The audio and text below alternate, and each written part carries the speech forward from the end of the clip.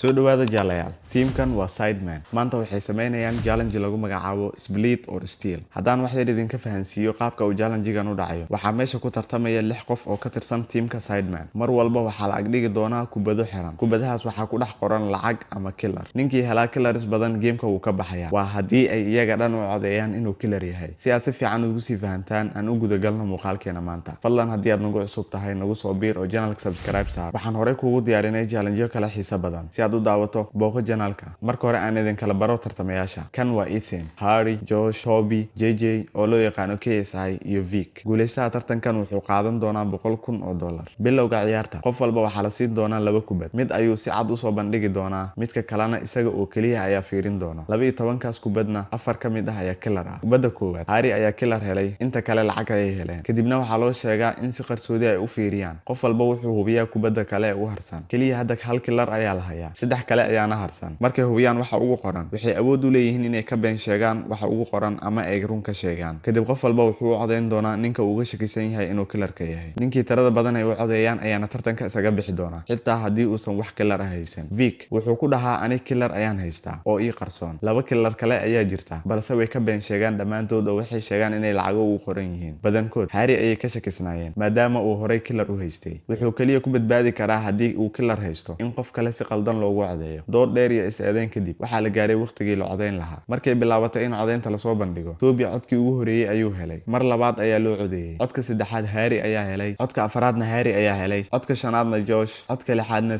Toby ayaa codeynta ugu badan helay isaga ayaana ka bixi doona tartanka kadib waxaa loo sheegaa inuu iska tuuro kubada koowaad kadibna uu tuso waxa uu qoran kubada labaad waxaana cadaatay inuusan killer ahayn is-eedeyn ayay bilaabeen kadib Vic ayaa furaya kubadii u qarsooneyd oo uu horey u sheegay inay killer tahay kadibna JJ ayaa isla furaya lacag ayaana ugu qarsooneyd run ayuuna ka sheegay taas waxay la micno tahay in killerada ay safka kale ku jiraan labadii ugu horeysay killer ayaa u soo baxay oo ay hore uga been sheegeen Harry isagoo 2 killer helay ayuu haddana tartanka ka sii mid ahaan doona maadaama xagga codeynta uu Toby badnaa isaga ayaana laga saari doonaa tartanka wareega labaad waxaa loo keenaa 3 kubad midkiiba midda hore ayay 3 furan u tusayaan dadka kadibna labada kale ayay si qarsoodi ah u hubinayaan waxa ku jira dhammaantood kubada koowaad lacag ayaa ugu qornay markana si qarsoodi ah ayay u hubinayaan waxa ay haystaan ogowna 5 killer ayaa markan ku jirta kubadahan marka uu qof walba hubiyo waxa u qarsoon waxay bilaabaan inay ka doodaan si ay u qiyaasaan midka killerka badan haysta Harry wuxuu sheegaa in midna uu lacag ka helay kan kalena uu killer yahay balse Josh wuxuu u sheegaa in labadaba ay lacag ugu jiraan hadday run tahay waxa ay sheegayaan waxay la micno tahay in JJ iyo Vic ay killer wada haystaan waa haddii saddexda hore ay run sheegayaan Vic isna wuxuu sheegay inay lacag ugu jirto JJ mid lacag ayuu ku sheegay kan kalena killer inuu ku jiro maadaama wareegan ay 5 killer jiraan waxa kaliya hadda la helay waa 2 killer saddex ayaana maqan kadib waxaa la siiyaa waqti ay iskula doodaan si ay u qiyaasaan qofka kale ee killerka haysta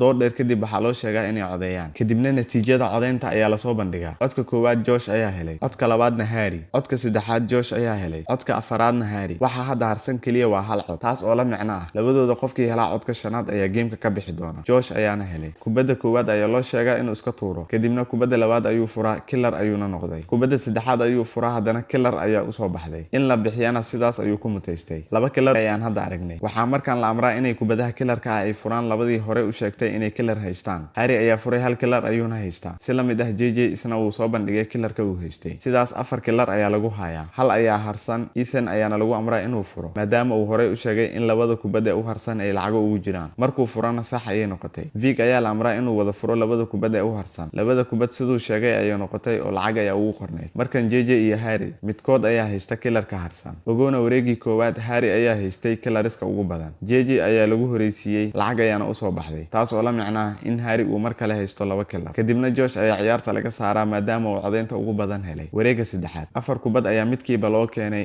4 killer ayaana ku jirta sida caadiga ahayd kubada koowaad Vic ayaa furaya lacag ayuu ka helaa balse kubada labaad killer ayaa u soo baxay JJ-na kubadiisa koowaad waa killer isla kubadiisa labaadna waa killer Ethan labada kubad hore lacag ayuu ka helay Harry-na si la mid ah labada kubad hore ayuu lacag ka helay gameka 4 killer ayaa ku jirta 3 ka mid ah waa la helay hal ayaana har si ay u go'aamiyaan dood ayaa loo furaa badankood waxay JJ ku tilmaamayaan killarka ilaa uu gaaro heer uu ka caroodo kadibna inay codeeyaan ayaa loo sheegaa natiijada codeyntana waxay noqotay codka koowaad JJ ayaa helay codka labaad Harry ayaa helay codka saddexaadna JJ ayaa helay haddii JJ uu codka kale helo isaga ayaa tartanka ka bixi doona codka afaraadna JJ ayaa helay taasoo la micno ah in uu ciyaarta ka bixi doono xitaa haddii uusan haysan killarka harsan waxaa loo sheegaa in kubadihii hore uu tuuro kadibna kubadaha harsan uu furo labadana lacag ayay noqdeen Vigna si la mid ah labada kubad ee harsaneed wada lacag ayay u noqdeen Ethan markuu furo kubadiisa saddexaad isaga ayay killarnimada ku cadaanaysaa kubadda kalena lacag ayaa ugu jirta Harryna labadaba lacag ayaa ugu jirtay JJ ayaana geemka laga saaray wareega afaraad 5 kubad ayaa mid walba la siiyaa 3 killar ayaana ku jirta labada kubad ayayna marka hore muujinayaan waxa ku jira Harry ayaa bilaabay kubadda koowaad lacag kubadda labaadna killar laba killar ayaa markan harsan Ethan ayaa xigay kubadda koowaad lacag tan labaadna killar hal killar ayaana harsan Vig labadiisa kubad baa wada lacag waxaa loo sheegaa inay si qarsoodi ah u hubiyaan waxa uu harsan kadibna dood ayaa loo furaa dood dheer iyo is-eedeyn kadib waxaa loo sheegaa inay codeeyaan natiijada codeynta waxay noqotay codka koowaad Harry ayaa helay codka labaadna Ethan